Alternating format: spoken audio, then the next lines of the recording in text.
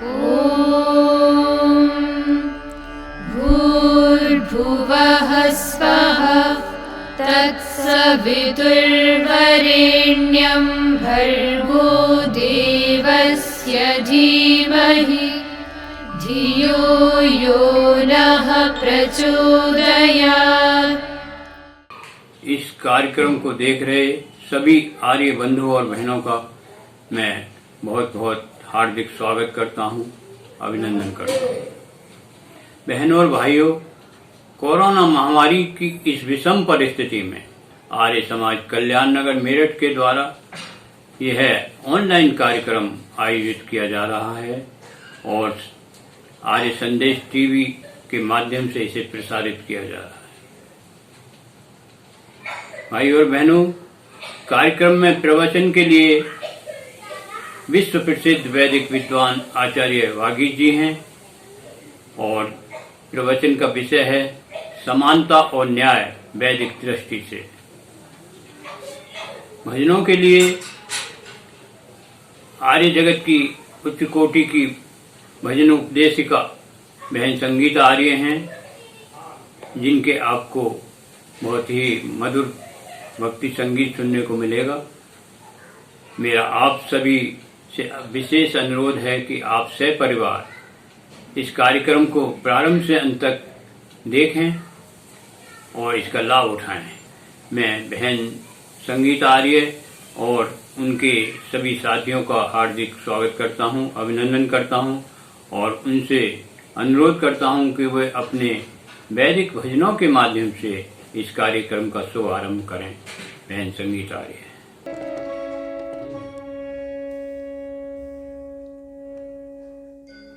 त्वं हीना पिता वसो,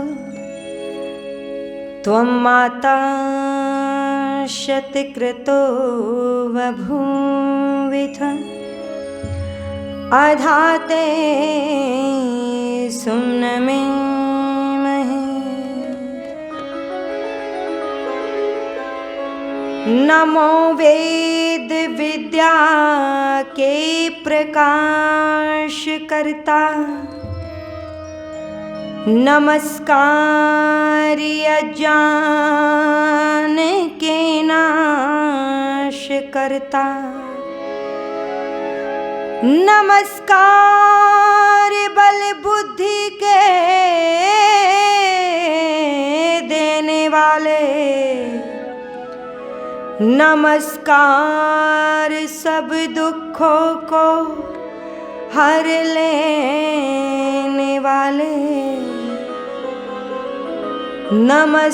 नमस्कार सब दुखों को हर लेने वाले।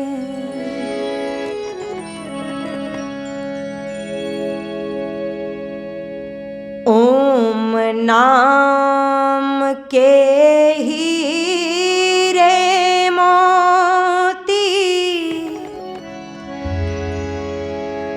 मैं बिखराऊं गली गली, ले लो रे कोई ओम का प्यारा, शोर मचाऊं गली गली। ओम नाम के हीरे मोती मैं बिखराऊं गली गली, ले लो रे कोई ओम का प्यारा, शोर मचाऊं गली गली, संदेश सुनाऊं गली गली। ओम नाम के हीरे मोती मैं बिखराऊं गली गली, ले लो रे कोई ओम का प्यारा, शोर मचाऊं गली संदेश सुनाऊं गली गली।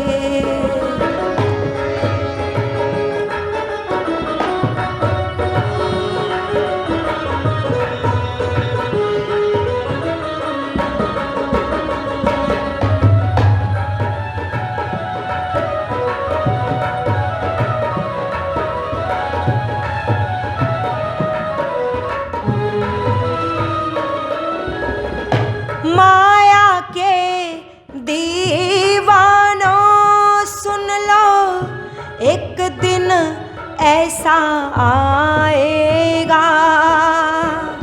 माया के दीवानों सुन लो, एक दिन ऐसा आएगा। धन दौलत और माल खजाना यहीं धरा रह जाएगा।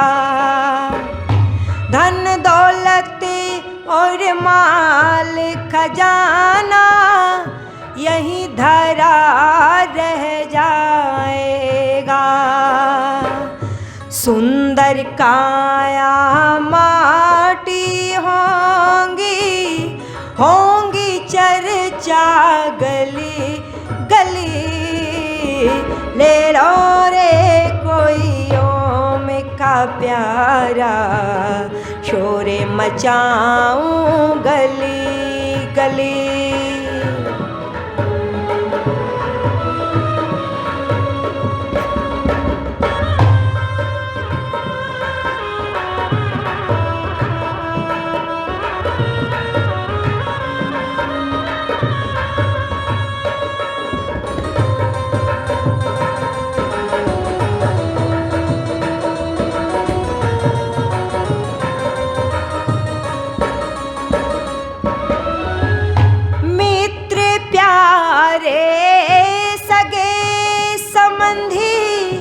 एक दिन तुझे भुलाएंगे।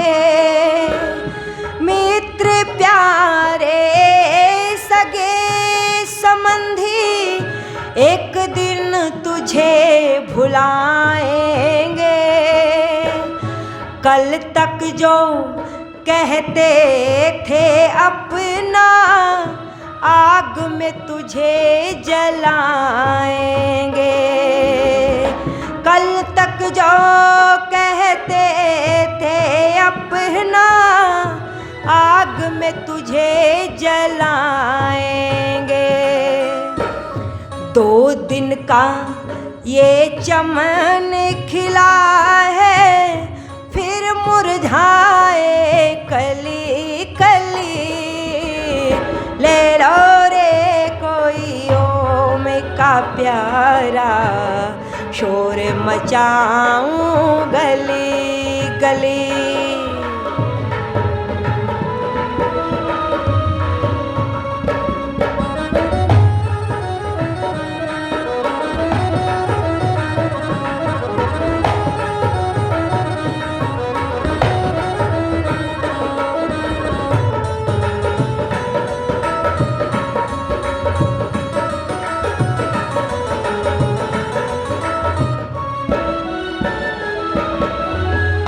क्यों करता है मेरा मेरी, तज दे इसी अभिमान को।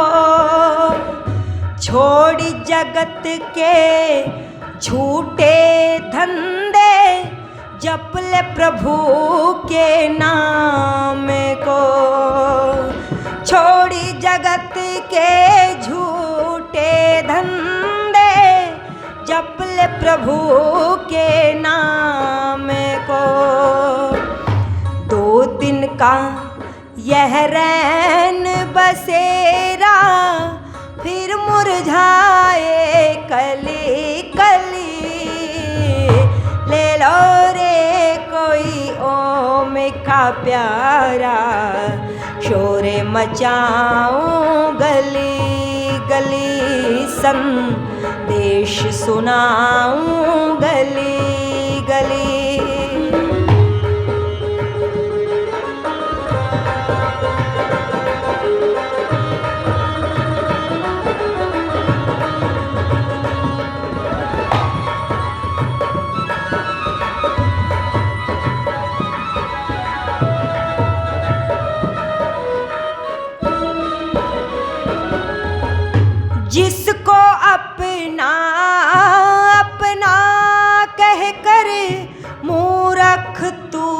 इतराता है।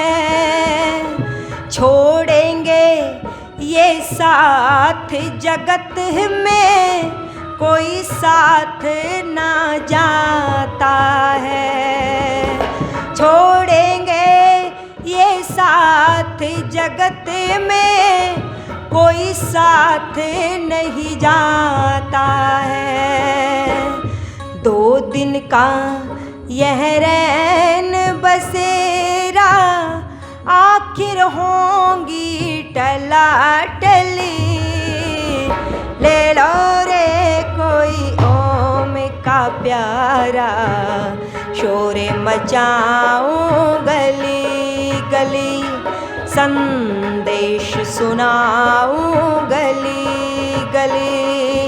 ओम नाम के हीरे मोती मैं बिखराऊं गली गली। ले लो रे कोई ओम का प्यारा, शोर मचाऊं गली गली, संदेश सुनाऊं गली गली। आवाज लगाऊं गली गली, संदेश सुनाऊं गली गली।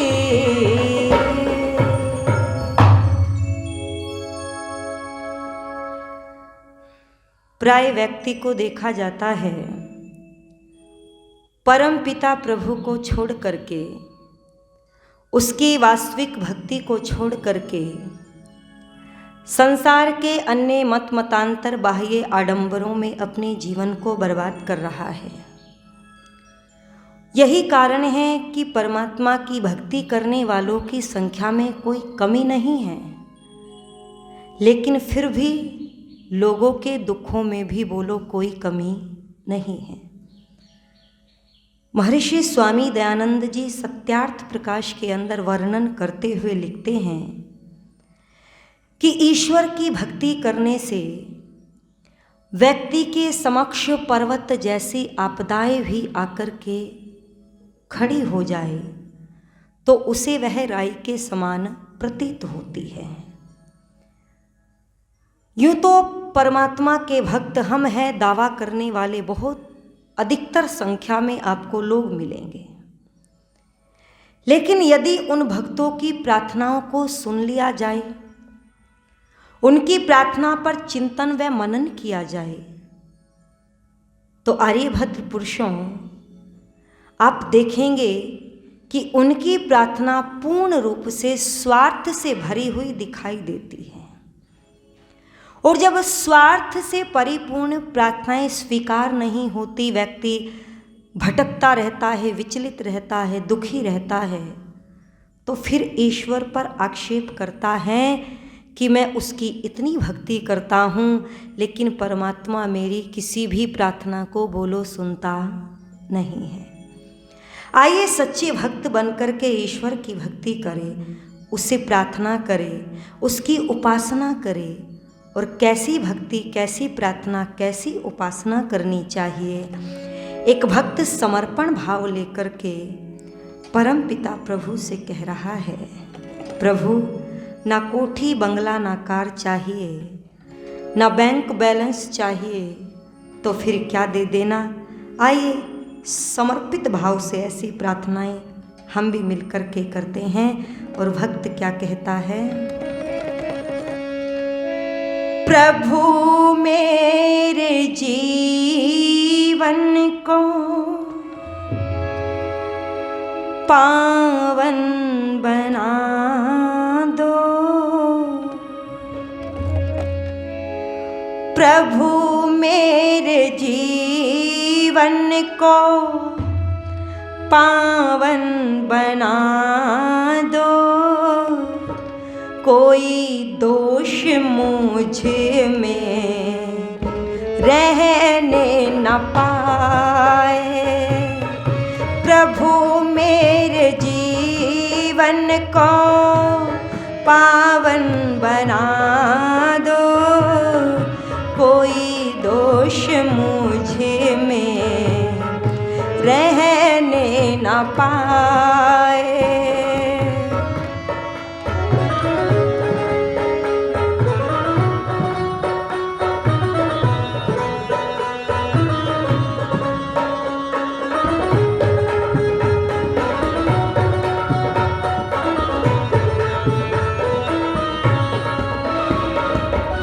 सुख दुख हो या रहे लाभ हानि, हर पल जपे तेरे नाम को वाणी।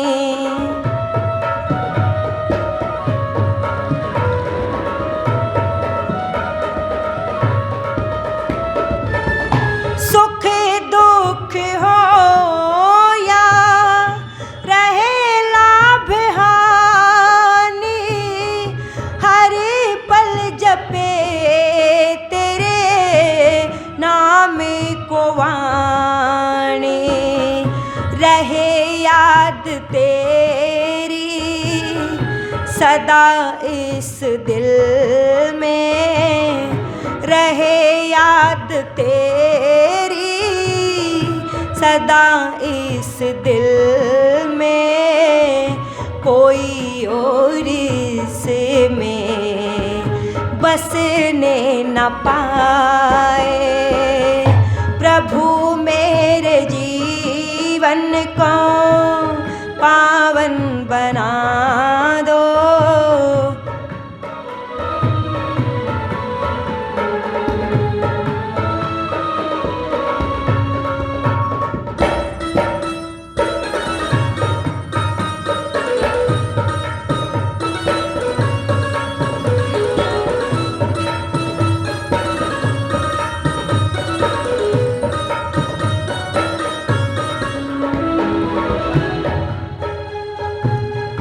इतनी सी कृपा करना प्रभु, पुरुषार्थी बना देना, कर्म करने की क्षमता देना।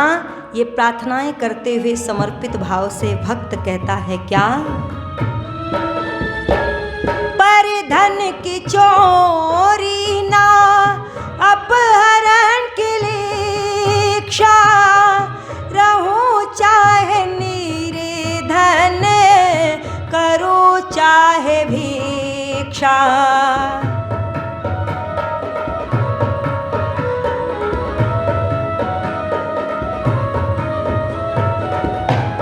पर धन की चोरी ना अपहरण की इच्छा, रहूं चाहे निर्धन, करूं चाहे भिक्षा। छल व कपट से धनी बनने का, छल व कपट से धनी बनने का, कोई नाग मुझको डसने न पाए। प्रभु मेरे जीवन को पावन बना दो। कोई दोष मुझे में रहने न पाए।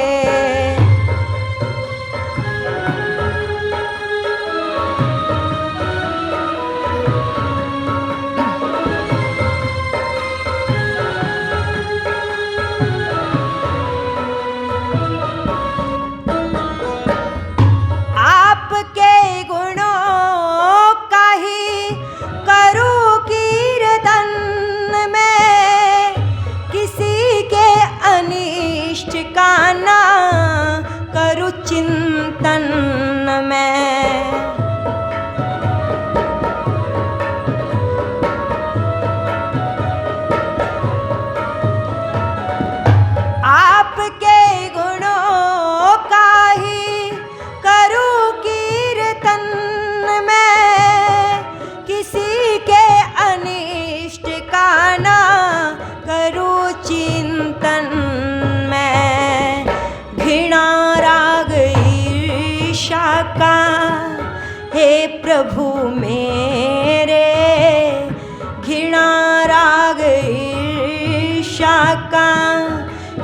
प्रभु मेरे, कोई रोग मुझ में लगने न पाए।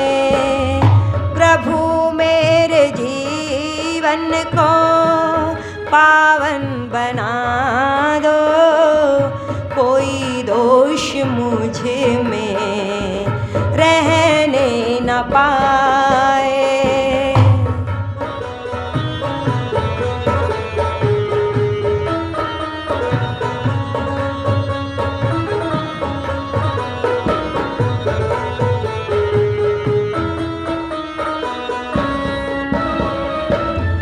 अभिमान को तेरा अपमान समझो, समर्पण को तेरा ही वरदान समझो।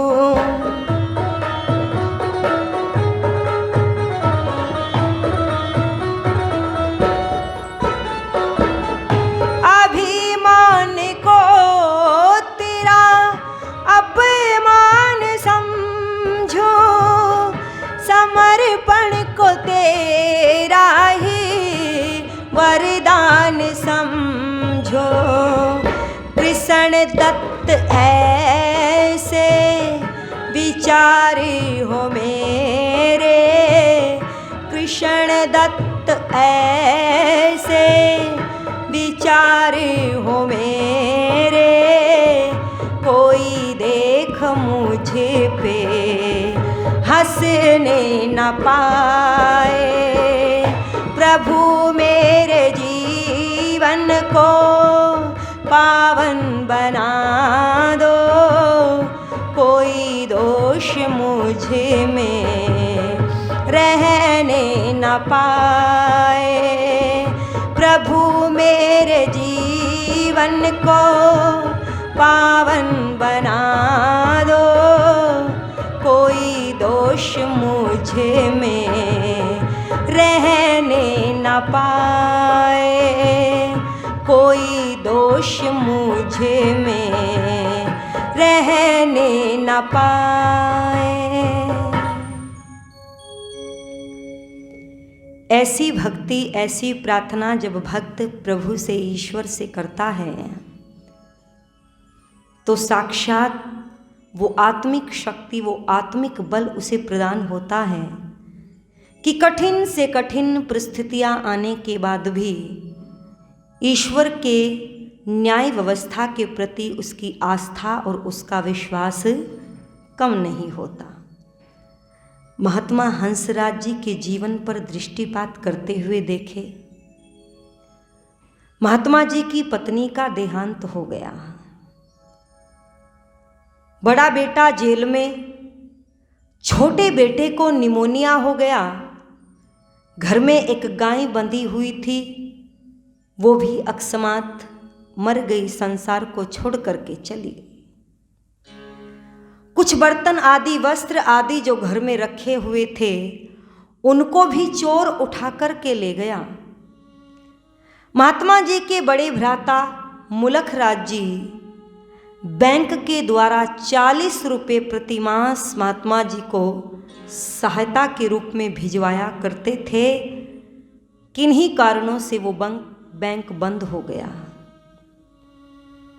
महात्मा जी की छोटी सी बेटी मासूम से चेहरे को लेकर के, आंखों में आंसू भर करके पिता के पास आकर के कहती है, पिताजी क्या अभी भी ईश्वर हमारे पास है, हमारे साथ है? मुस्कुराते हुए महात्मा जी ने बेटी के सर पर हाथ रखा और धीरज बंधा करके कहा, बेटा ईश्वर अभी भी हमारे पास है, सदैव हमारे साथ रहता है, हमारे पास रहता है। बस कभी कभी परिस्थितियों के चलते वो हमारी परीक्षा लेता है। जरा विचार कीजिए, ऐसी परिस्थिति के बावजूद भी इतनी आत्मिक शक्ति, इतना आत्मिक बल महात्मा जी को कैसे प्राप्त हुआ? वो कौन सी शक्ति है? तो वो शक्ति है, बोलो, ओम नाम की। और यदि ईश्वर की भक्ति सच्चे मन से की जाए तो निश्चित रूप से ऐसा हो नहीं सकता कि हमें उसका फल प्राप्त ना हो। तो आइए, बहुत सुंदर पंक्तियाँ कही गई हैं मानव के लिए। सच्चे मन से ओम नाम गर गाएगा, जीवन होगा सफल मोक्ष पद पाएगा। सच्चे मन से ओम नाम गर गाएगा, जीवन होगा सफल मोक्ष पद पाएगा।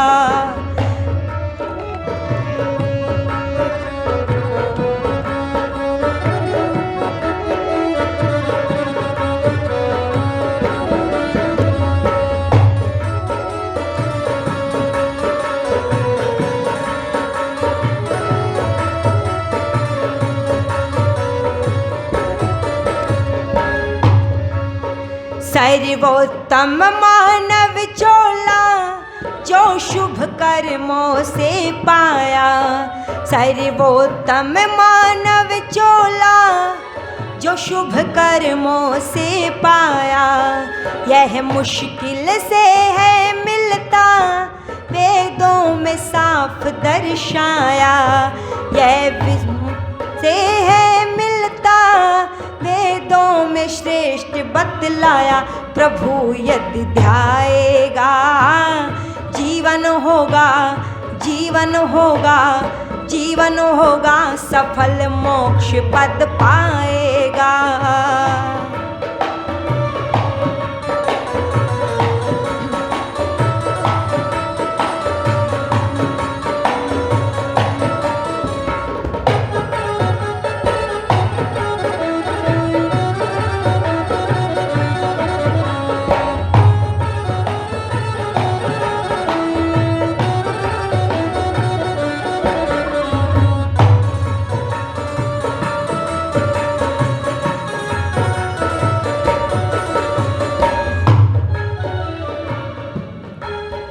ऊंचा पद पाकर बंदे तू क्यों इतना इतराता।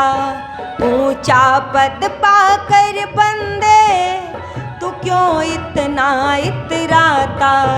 धन दौलत कुटुंब कबीला सब यही धरा रह जाता।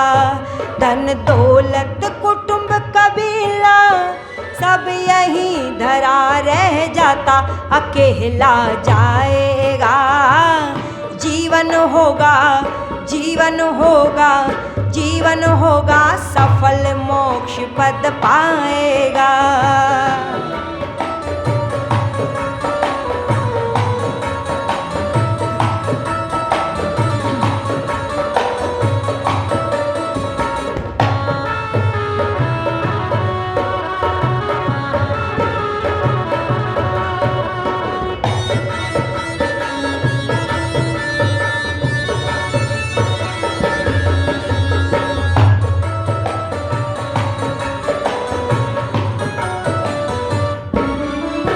कोई भी सदा रहना ये दुनिया आनी जाने। कोई भी सदा रहना ये दुनिया आनी जाने। रावण बाली दुर्योधन ना रहे बलि अभिमानी। रावण बाली दुर्योधन ना रहे बलि अभिमानी। धर्म कमाए जा, जीवन होगा, जीवन होगा, जीवन होगा सफल मोक्ष पद पाएगा।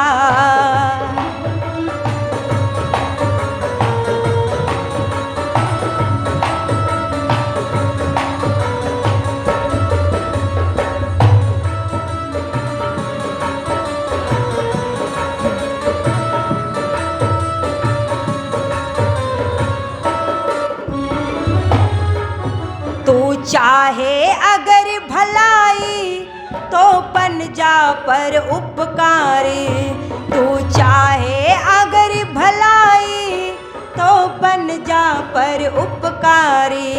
गुणगान करेंगे तेरा फिर दुनिया के नर नारी, गुणगान करेंगे तेरा फिर दुनिया के नर नारी। भला कहलाएगा जीवन होगा, जीवन होगा, जीवन होगा, सफल मोक्ष पद पाएगा।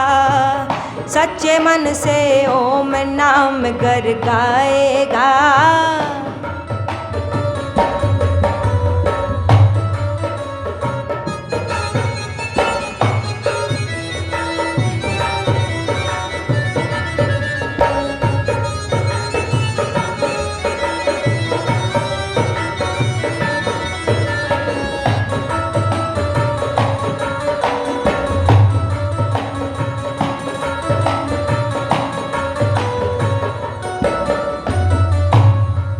लालच में फंस कर बंदे क्यों करता मेरा मेरी, लालच में फंस कर बंदे क्यों करता मेरा मेरी।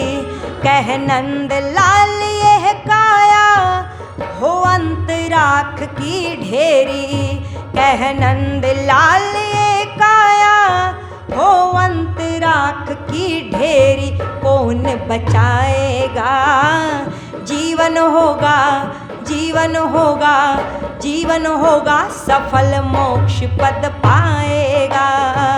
जीवन होगा सफल मोक्ष पद पाएगा। सच्चे मन से ओम नाम गर गाएगा। जीवन होगा सफल मोक्ष पद पाएगा। जीवन होगा सफल मोक्ष पद पाएगा। जीवन होगा सफल मोक्ष पद पाएगा। जीवन होगा सफल मोक्ष पद पाएगा।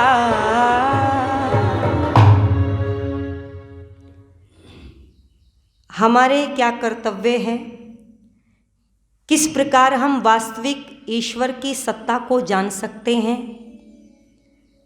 किस प्रकार से हमें उसकी भक्ति करनी चाहिए, कैसे धर्म की रक्षा कर सकते हैं।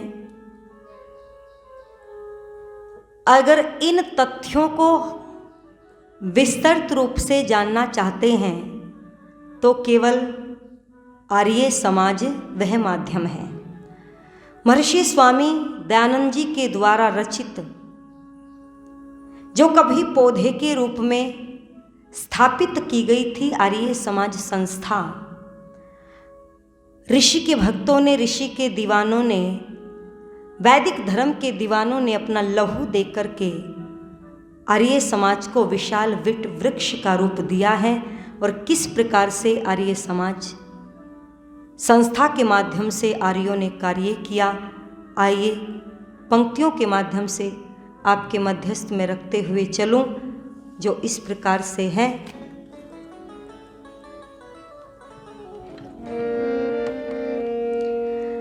कर पावन वेद प्रकाश दूर, करता था सब अंधियारा। वह आर्य समाज हमारा, वह आर्य समाज हमारा। कर पावन वेद प्रकाश दूर, करता था सब अंधियारा। वह आर्य समाज हमारा, वह आर्य समाज हमारा, वह आर्य समाज हमारा।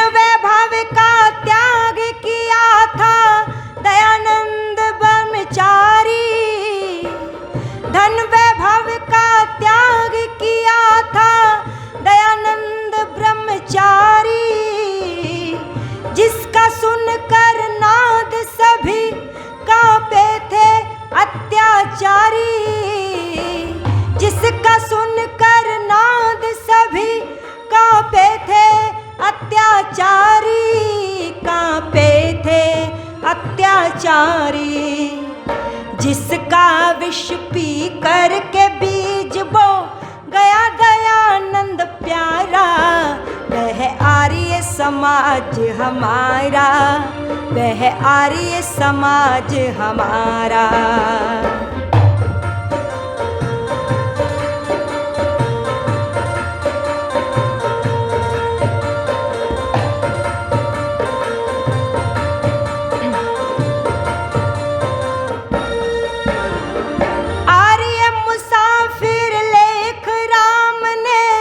जिस पर जान गवाई, आर्य मुसाफिर लेख राम ने जिस पर जान गवाई, स्वामी श्रद्धानंद जी ने सीने पर गोली खाई, सीने पर गोली खाई। जिसको अनगिनत वीरों ने देकर लहू समारा, वह आर्य समाज हमारा, वह आर्य समाज हमारा।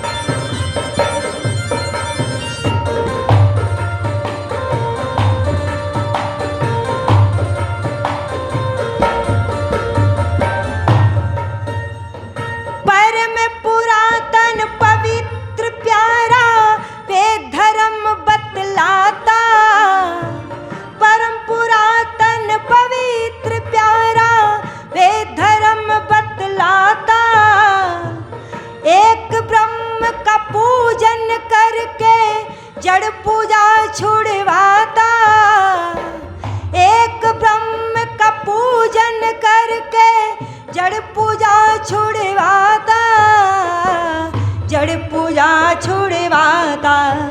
है उत्तम राज स्वराज्य का दे दिया था जिसने नारा, वह आर्य समाज हमारा, वह आर्य समाज हमारा। कर पावन वेद प्रकाश दूर करता था सब अंधियारा, वह आर्य समाज हमारा, वह आर्य समाज हमारा, वह आर्य समाज हमारा, वह आर्य समाज हमारा।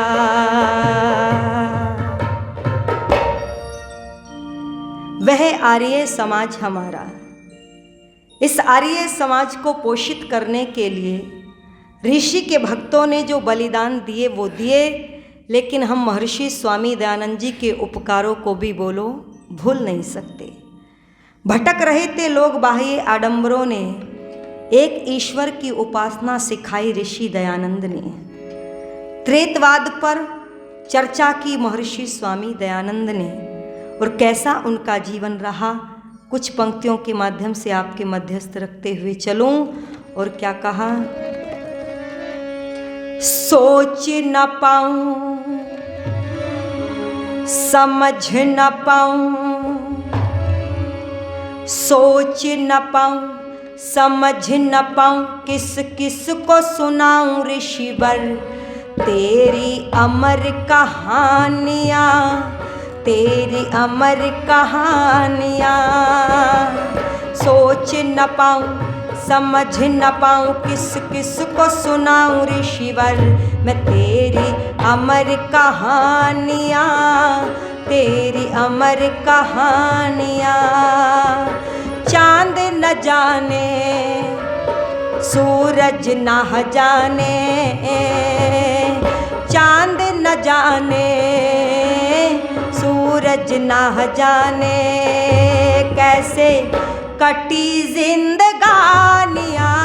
सोच न पाऊँ, हाय समझ न पाऊँ, किस किस को सुनाऊँ ऋषिवर मैं तेरी अमर कहानियाँ।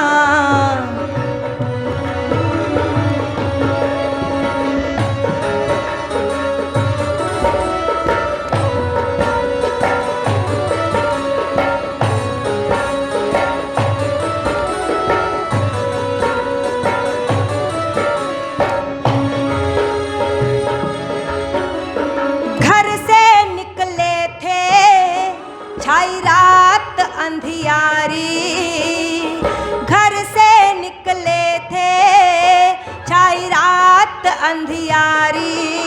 कोई साथी नहीं था केवल प्रभु हितकारी, कोई साथी नहीं था केवल प्रभु हितकारी ब्रह्मचारी। अरे खोजने को ढूंढने को, खोजने को ढूंढने को, सच्चे शिव की निशानियाँ सोच न पाऊँ है समझ न पाऊँ, किस किस को सुनाऊँ ऋषिवर मैं तेरी अमर कहानियाँ, तेरी अमर कहानियाँ।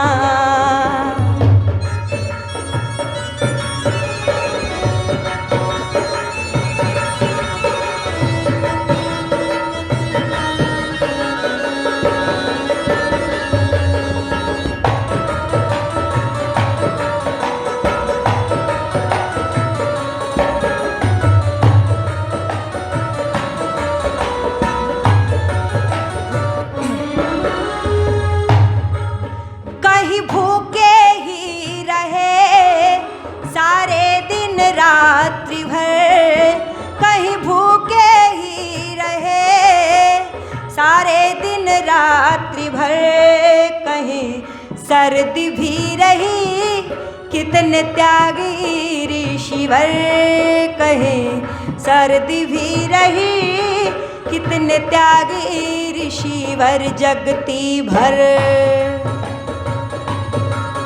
अरे समझ न पाया कोई जान न पाया, समझ न पाया कोई जान न पाया,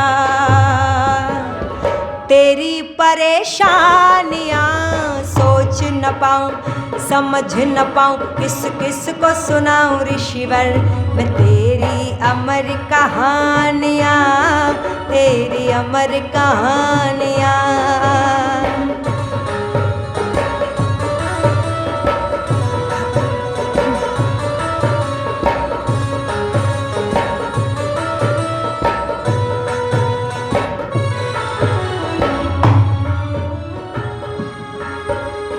तुमको पिलाए थे कहीं जहर भरे प्याले, तुमको पिलाए थे कहीं जहर भरे प्याले, और फेंक किसी ने ऊपर विषधर थे काले, और फेंक किसी ने ऊपर विषधर थे काले मतवाले। पाखंडों में फंस कर हम भूले, पाखंडों में फंस कर हम भूले, सब वेदों की निशानियाँ सोच न पाऊँ समझ न पाऊँ, किस किस को सुनाऊँ ऋषिवर मैं तेरी अमर कहानियाँ, तेरी अमर कहानियाँ।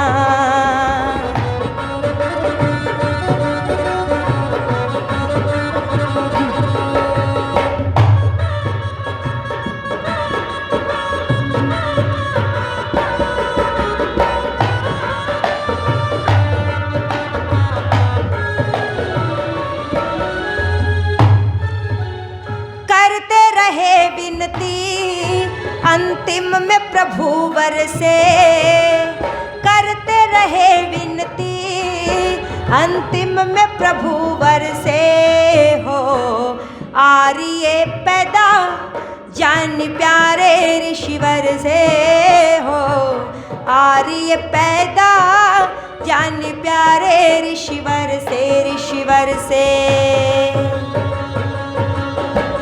जय जय बोले मिलकर हम सारे, जय जय बोले मिलकर हम सारे,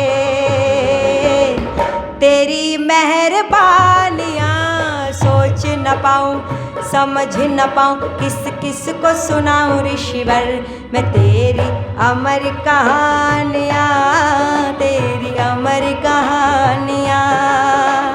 चांद न जाने सूरज न जाने, चांद न जाने सूरज न जाने, कैसे कटी जिंदगानियाँ सोच न पाऊँ, है समझ न पाऊँ, किस किस को सुनाऊं ऋषिवर मैं तेरी अमर कहानियाँ, तेरी अमर कहानियाँ, तेरी अमर कहानियाँ, तेरी अमर कहानियाँ, तेरी अमर कहानियाँ, तेरी अमर कहानियाँ, तेरी अमर कहानियाँ, तेरी अमर कहानियाँ, तेरी अमर कहानियाँ, तेरी अमर कहानियाँ।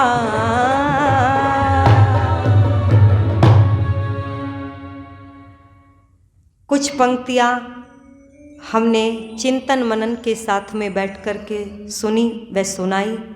आइए महर्षि स्वामी दयानंद के उपकारों का वर्णन, महर्षि स्वामी दयानंद जी के कार्यों की चर्चा। महर्षि स्वामी दयानंद का सपना तभी सार्थक होगा जब हम आर्य समाज रूपी संस्था से जुड़ करके और ऋषि के कार्यों को यानी कि वैदिक सिद्धांतों के प्रचार प्रसार हेतु अग्रिम पंक्ति में खड़े हुए दिखाई देंगे। आपका सभी का बहुत बहुत धन्यवाद। धन्यवाद बहन संगीता आर्य जी, आपके द्वारा बहुत ही सुंदर भजनों की श्रृंखला प्रस्तुत की गई, जिसमें ईश्वर भक्ति से संबंधित भजन थे, महर्षि दयानंद सरस्वती जी से संबंधित भजन थे और आर्य समाज से संबंधित भजन थे। बहुत ही सुंदर, बहुत ही मधुर भजन आपके द्वारा प्रस्तुत किए गए। इसके लिए मैं आपका बहुत बहुत धन्यवाद करता हूँ। बहन संगीता जी, आपने इस कार्यक्रम के लिए समय निकाला, इसके लिए भी मैं आपका बहुत बहुत आभारी हूँ। आप करते हैं, बहुत बहुत धन्यवाद करता हूँ। बंधु और बहनों, इस कार्यक्रम में प्रवचन के लिए आचार्य वागीश जी कार्यक्रम से जुड़ चुके हैं। मैं सर्वप्रथम उनका इस कार्यक्रम में हार्दिक स्वागत करता हूं, अभिनंदन करता हूं। बहनों और भाइयों, मैं आचार्य जी के संबंध में आप लोगों को कुछ जानकारी शेयर करना चाहता हूं। वैसे तो आचार्य जी के संबंध में कुछ कहना, कुछ बताना सूरज को दीपक दिखाने के समान है, लेकिन फिर भी जो मेरी कुछ जानकारी है उसे आपको साझा कर रहा हूँ। आचार्य जी आर्ष गुरुकुल एटा के प्राचार्य हैं, विश्व प्रसिद्ध वैदिक विद्वान हैं, दार्शनिक हैं, शिक्षाविद हैं और राष्ट्रीय चिंतक हैं। ऐसे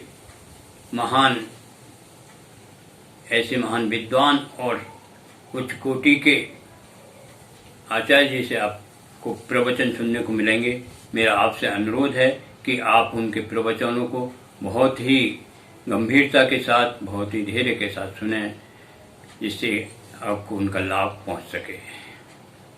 अब मैं आदि आचार्य जी से अनुरोध करूंगा कि आचार्य जी, आप आज के विषय समानता और न्याय वैदिक दृष्टि से के संबंध में अपने विचारों से हमें लाभान्वित करने की कृपा करें। आदरणीय आचार्य जी। इस कार्यक्रम के संयोजक आर्य समाज कल्याण नगर मेरठ के प्रधान सम्मान श्री यज्ञपाल सिंह जी चौहान, संरक्षक श्रीमती संतोष आर्य जी, श्री के शुक्ला जी, श्रीमती देव कुमारी जी चौहान, आर्य समाज के मंत्री श्री शिव कुमार सिंह जी राणा, कोषाध्यक्ष श्रीमती मधु सिंघल जी, उप प्रधान श्रीमती सुचित्रा जी सिंघल और श्रीमती पूनम जी गोयल, आर्य समाज कल्याण नगर मेरठ के दूसरे पदाधिकारी महानुभाव, दिल्ली आर्य प्रतिनिधि सभा के सौजन्य से विद्वानों की ये विचार श्रृंखला नियमित चल रही है आर्य संदेश टीवी चैनल पर। आप सभी सुबुद्ध श्रोतागण इससे नियमित जुड़े हुए हैं। आज के इस आयोजन के अध्यक्ष हैं सम्मान श्री अशोक जी सुधाकर, जो कि मेरठ के सुप्रसिद्ध समाज सेवी हैं और आर्य समाज मेरठ शहर के प्रधान भी हैं। समानता और न्याय की आज के समय में बड़ी चर्चा होती है और इस तरह का प्रचार कर दिया गया है, ऐसा एक नरेशन बना दिया गया है कि समानता बहुत बड़ा जीवन मूल्य है। लेकिन हमारी कठिनाई तब शुरू होती है जब हम किसी एक जीवन मूल्य को, किसी एक तत्व को अतिरेक दे देते हैं और दूसरी चीजों को भूल जाते हैं। जैसे धर्म के जो नियम हैं, जो लक्षण हैं, या जीवन व्यवहार के जो नैतिक मूल्य हैं, अगर उनमें से किसी एक को सबसे अधिक मान लिया जाएगा, बाकी को कमतर कर दिया जाएगा, तो विचार में और व्यवहार में दोनों में विसंगति जन्म लेगी। जैसे अगर आप कहने लगते हैं कि अहिंसा ही सबसे बड़ा धर्म है, सबसे बड़ा जीवन मूल्य है, तो कहीं पर ऐसी स्थिति होगी कि न्याय के लिए, रक्षा के लिए, आत्मरक्षा के लिए या लोकोपकार के लिए या और किन्हीं और बड़े बड़े कारण से हिंसा करनी पड़ जाएगी। तो या तो आप उस हिंसा को करने से बचेंगे तो पराजित होंगे, और नहीं तो आप हानि उठाएंगे। इसी तरह से आप सत्य को ही सबसे अधिक प्रतिष्ठा दें और हिंसा होने दें तो वो सत्य असंगत हो जाएगा। तो अहिंसा, सत्य, अस्तेय, ब्रह्मचर्य, अपरिग्रह और दूसरे जो भी जीवन मूल्य हैं, सबको समग्रता में देखना चाहिए और समन्वय के साथ उसको जीवन के व्यवहार में उतारना चाहिए। तो जब भी आप चिंतन करने निकलें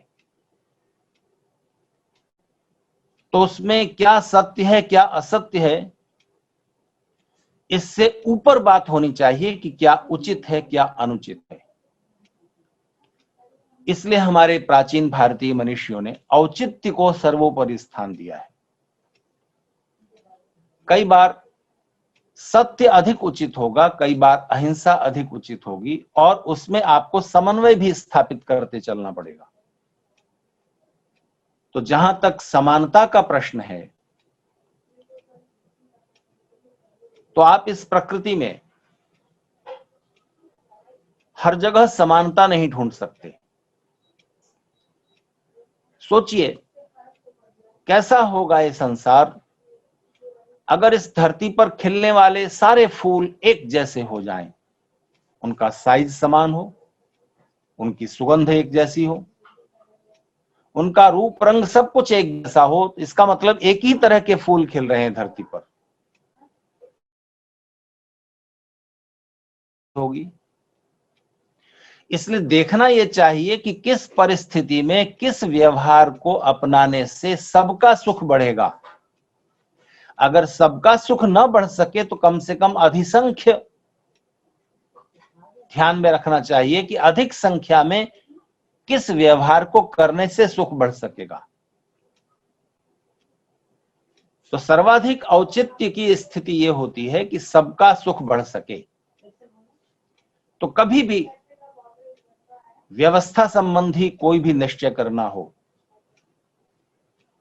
तो उसमें औचित्य को केंद्र में रखना चाहिए, और औचित्य का आधार होगा जिस कार्य को करने से, जिस नियम को मानने से, जिस व्यवस्था को अपनाने से सबका सुख बढ़े।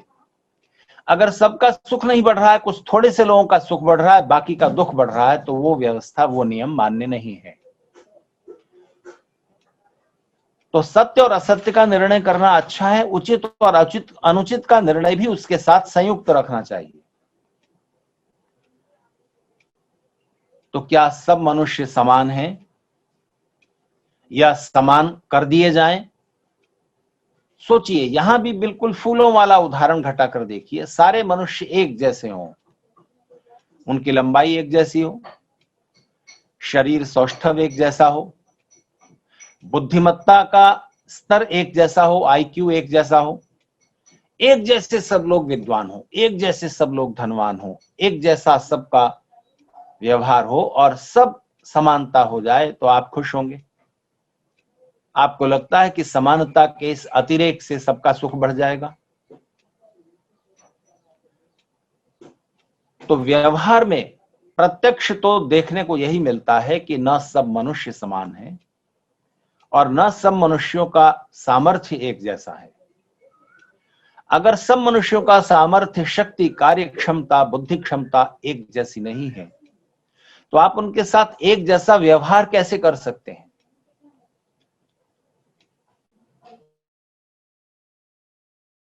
समानता से ज्यादा बड़ी चीज है न्याय, और समानता को न्याय के साथ सुसंगत होना चाहिए, और न्याय भी सर्वदा समान नहीं होगा। तो इन बिंदुओं पर थोड़ा सा बारीकी से चर्चा करते हैं।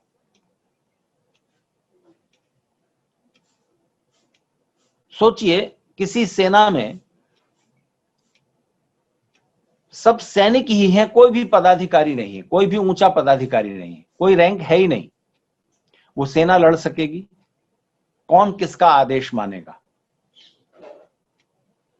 किसी स्कूल में, किसी विद्यालय में प्रिंसिपल, अध्यापक, छात्र, इन तीनों में समानता हो व्यवहार में, तो आपको ध्यान रखना चाहिए कि कुछ चीजों में समानता का व्यवहार करना होगा और कुछ में नहीं करना होगा। अध्यापक का स्थान विद्यालय में छात्रों से कुछ विशिष्ट है, प्रिंसिपल का उससे भी विशिष्ट है, तो यहां असमानता ही उचित होगी। उनके बैठने के स्थान भी समान नहीं होंगे। छात्र अध्यापक को प्रणाम करेंगे, अध्यापक छात्रों को स्नेहपूर्वक पढ़ाएंगे, लेकिन अगर स्कूल में कोई खाने पीने की चीज बांटी जा रही है, तो वहां आप कुछ छात्रों को छोड़ दें और कुछ को बांट दें अन्याय से, पक्षपात से, तो यह असमानता अन्याय हो गई। लेकिन अगर आप चीजें भी भिन्न प्रकार की हैं, जैसे स्कूल में बांटने के लिए किसी ने किताबें भेंट की हैं और वो किताबें थोड़ा उच्च स्तर की हैं, तो आप प्राइमरी क्लास के बच्चों को वो किताबें नहीं देंगे जो उनके स्तर की नहीं है, और टॉफी उन छोटे बच्चों को दे देंगे। किसी ने टॉफी भेंट की है, किसी ने किताबें की हैं, किसी ने पेन पेंसिल दिए हैं, तो आपको उन बच्चों की रुचि और योग्यता का स्तर देखना होगा, उसी अनुसार चीजें वितरित करनी होगी।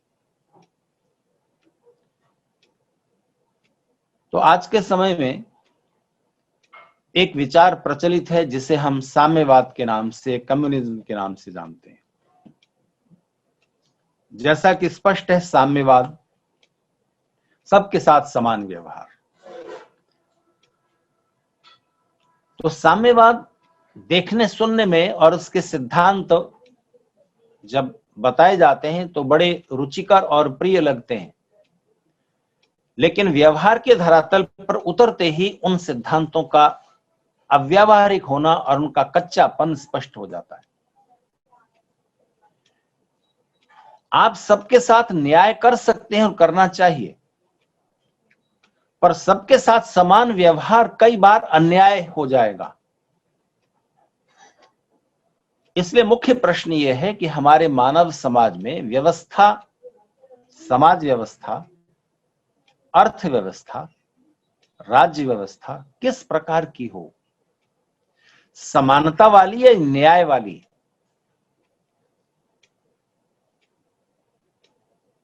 उलझा हुआ प्रश्न है, लेकिन अत्यंत विचारणीय है और इन बातों को ठीक से समझे बिना कोई भी व्यवस्था औचित्य के स्तर पर नहीं आएगी, ठीक नहीं होगी और उसके परिणाम अच्छे नहीं होंगे। इसलिए साम्यवाद के समानांतर दूसरी प्रकार की अर्थव्यवस्था समझी जाती है पूंजीवाद की, कैपिटलिज्म की। वहां पर घोर असमानता है।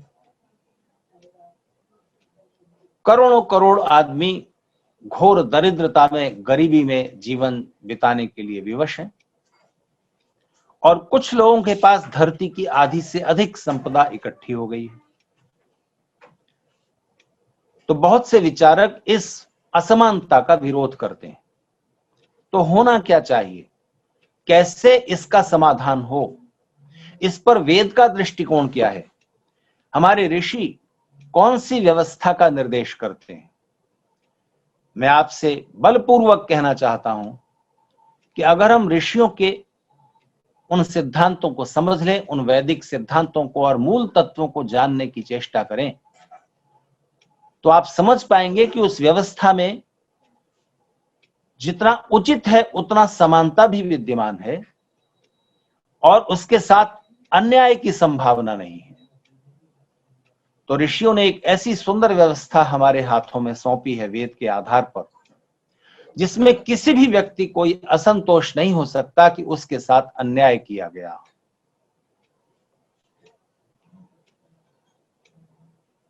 किन्हीं भी वस्तुओं में, व्यक्तियों में समानता भी होती है और असमानता भी होती है।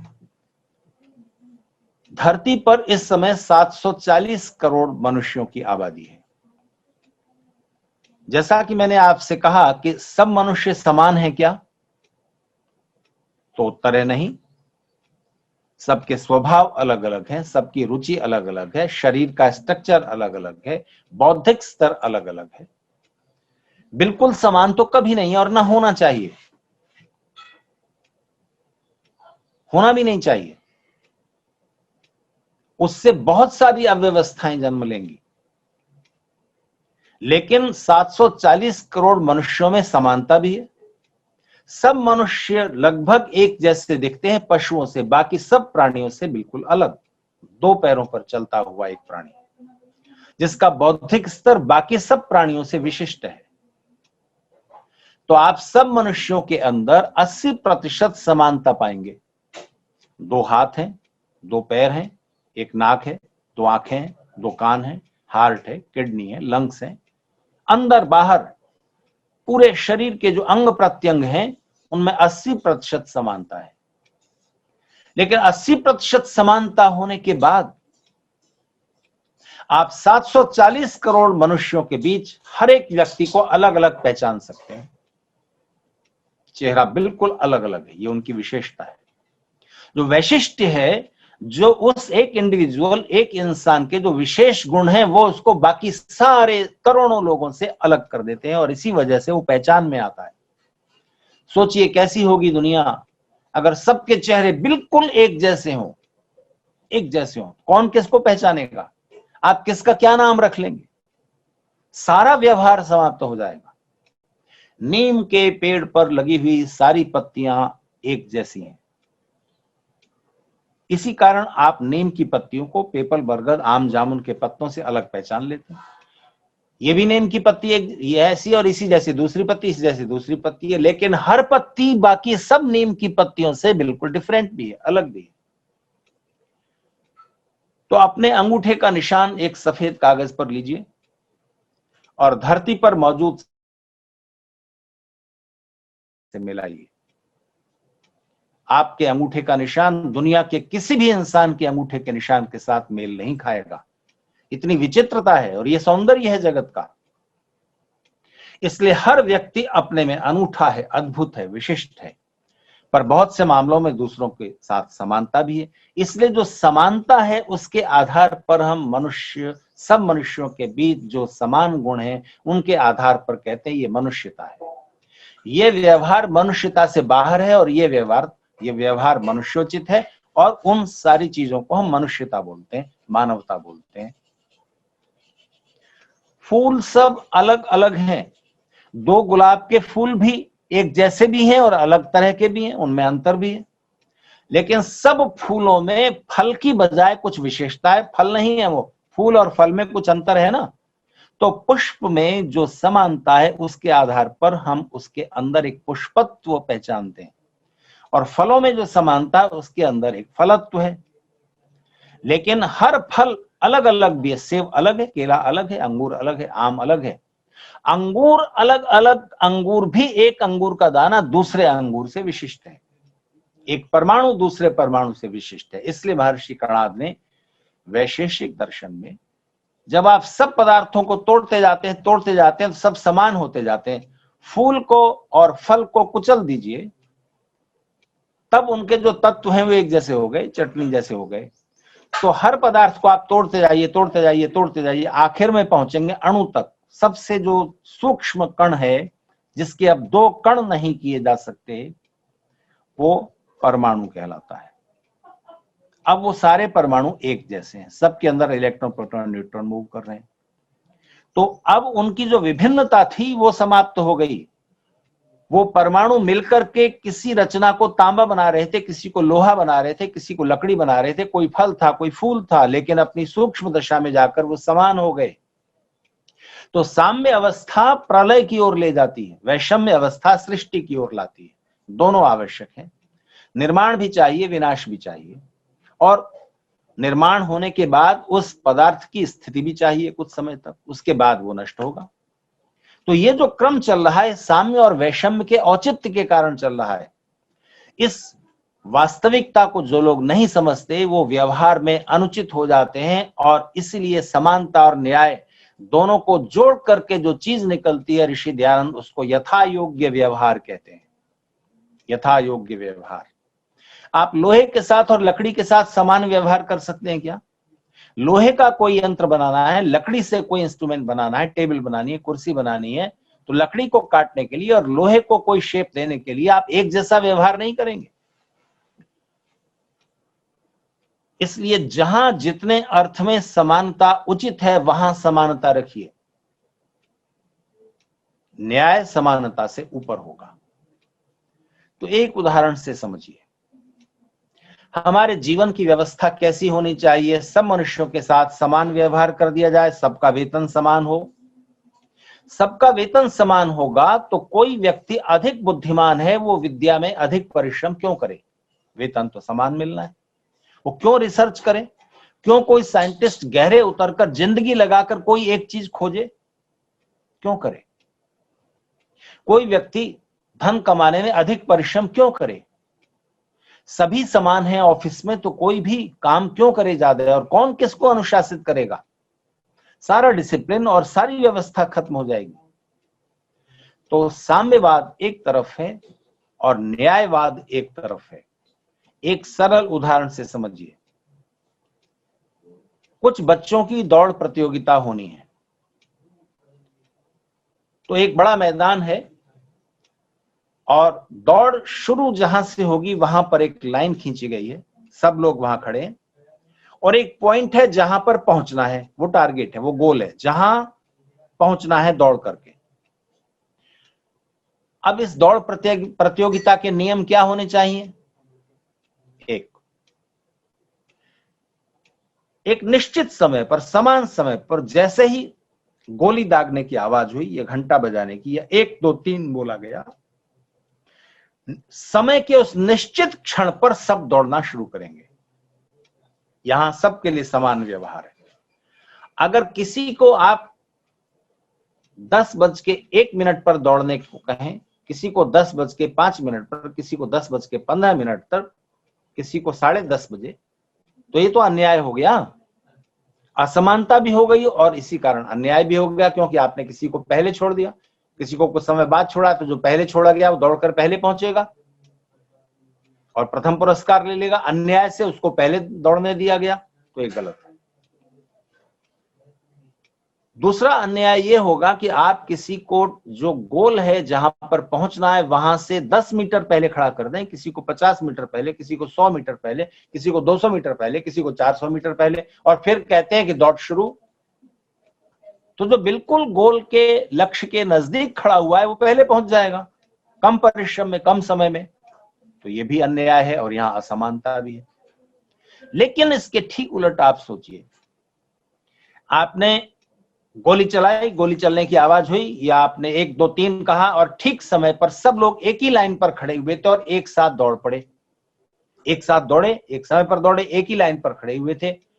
और उसके बाद कोई पहले पहुंचा, कोई उसके बाद में पहुंचा, कोई इसके भी बाद पहुंचा, कोई इसके भी बाद पहुंचा, कोई सबसे बाद में पहुंचा, और आप सबके साथ समानता का व्यवहार करते हैं और कहते हैं कि सबको समान पुरस्कार दे दिया जाए। तो फिर मेरे मित्र बताइए, कोई दौड़ेगा क्यों? कोई तेज क्यों दौड़ना चाहेगा? कोई अधिक परिश्रम क्यों करेगा? दौड़ने का अभ्यास भी क्यों करेगा? सबको ही और दौड़ेगा भी क्यों? सबको ही समान पुरस्कार दे दो ना, जो दौड़ा पहले पहुंचा उसको भी, जो बाद में पहुंचा उसको भी, सबसे बाद में पहुंचा उसको भी, और जो नहीं दौड़ा उसको भी वहीं बैठा रह गया। ये समानता है? पुरस्कार आप सबको समानता का नाम जपते हुए सबको समान पुरस्कार दे रहे हैं।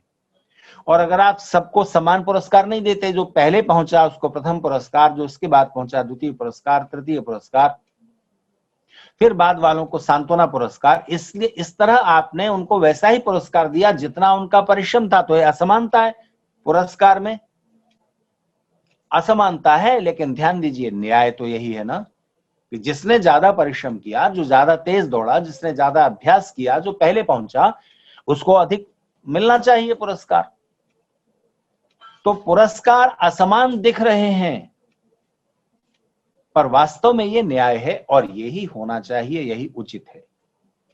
तो हमारी समाज व्यवस्था में अनुचित व्यवहार क्या चल रहा है? अनुचित व्यवहार ये चल रहा है कि किसी को लक्ष्य के नजदीक खड़ा कर दिया गया है। वो ऐसे माता पिता के यहाँ जन्मा है, ऐसे परिवार में जन्मा है, जिसको जीवन में आगे बढ़ने के बहुत अच्छे साधन मिलेंगे। अच्छा स्कूल, अच्छी कोचिंग, अच्छे ट्यूशन, अच्छे कपड़े, अच्छी किताबें, विदेश में जा सकेगा पढ़ने के लिए। और एक बेचारा गांव में है, सरकारी स्कूल है, अध्यापक आते हैं नहीं आते हैं, कैसे हैं, पढ़ाते हैं नहीं पढ़ाते हैं, माहौल नहीं है, आगे बढ़ने में तमाम बाधाएं हैं। तो एक लक्ष्य के नजदीक खड़ा हुआ है, एक बहुत बीच में है, एक एकदम पीछे है, और आप कहते हैं कि अब दौड़ शुरू। तो न्याय और समानता दोनों सिद्ध हो जाते हैं ऋषियों की प्रणाली अपनाने से। ऋषियों का कहना है कि जीवन की दौड़ जहां से शुरू हो रही है, अलग अलग तरह के माता पिता के यहां बच्चों ने जन्म लिया है, लेकिन 8 से 12 वर्ष की आयु के बीच आप उन्हें अलग अलग लाइन पर खड़ा मत रहने दीजिए, मैदान में अलग अलग स्थान पर खड़ा मत रहने दीजिए कि कोई लक्ष्य के नजदीक है, कोई मैदान के बीच में है, कोई एकदम पीछे है। सबको जहां से जीवन की दौड़ शुरू होने जा रही है, शिक्षा प्रारंभ हो रही है, वहां पर सबको एक लाइन पर खड़ा कर दीजिए। एक जैसे विद्यालय, एक जैसे अध्यापक, एक जैसा वातावरण, एक जैसा जीवन में आगे बढ़ने का अवसर। जितने भी बच्चे समाज का हिस्सा बने हैं, जिन्होंने भी मनुष्य शरीर में जन्म लिया है, सबको यहां पर समान अवसर दे दीजिए, समानता। किसी को बाद में चलकर शिकायत करने का मौका नहीं होगा कि मुझे अवसर नहीं दिए गए। तो यहां पर सबको एक जैसे विद्यालय, एक जैसा वातावरण, एक जैसे अध्यापक और जीवन में आगे बढ़ने के समान अवसर। इसलिए उन्होंने शिक्षा प्रणाली पर ध्यान दिया है। 8 से 12 साल की उम्र के बीच सब बच्चों को माता पिता से अलग करके एक आवासीय विद्यालय में रख दिया जाए और वहां उनका अध्ययन अध्यापन हो। यहां असमानता शुरू होगी इस बात से कि सब विद्यार्थियों का सिलेबस एक जैसा कर देंगे आप। सबको अर्थशास्त्र पढ़ाएंगे, धनुर्विद्या किसी को नहीं पढ़ाएंगे। तो सब विद्यार्थियों की रुचि समान नहीं होगी, ध्यान दीजिए। इसलिए यहां समानता नहीं चलेगी, यहां यथा योग्य चलेगा। जिस विद्यार्थी की जिस विषय में रुचि है, जिस तरह के अध्ययन में, जिस तरह की चीज सीखने में वो ज्यादा कुशलता दिखा रहा है, उसको उस क्षेत्र में आगे बढ़ने दिया जाए। तो बहुत से बच्चे ऐसे भी होंगे जो विद्या प्राप्त करने में उतना परिश्रम नहीं डाल पा रहे, रुचि की कमी के कारण उनकी रुचि जगाइए, क्योंकि आखिर शिक्षा का उद्देश्य क्या है कि उनके व्यक्तित्व के अंदर जितने भी विकास की संभावनाएं हो सकती हैं वो सब खिलने के अवसर मिले। अगर कोई बच्चा दबा सिकुड़ा संकुचित सा है तो उसको सपोर्ट मिलना चाहिए, उसको सहारा मिलना चाहिए, अध्यापकों का और पूरी व्यवस्था का। और जिस भी क्षेत्र में वो आगे बढ़ सकता है उसमें उसे आगे बढ़ने दिया जाए। तो जहां से दौड़ शुरू हो रही है वहां सबको एक लाइन पर खड़ा कर दिया गया, और उसके बाद जो आगे निकल गया, जिसने ज्यादा परिश्रम किया, उसको समाज में वैसा स्थान और पुरस्कार मिलना चाहिए।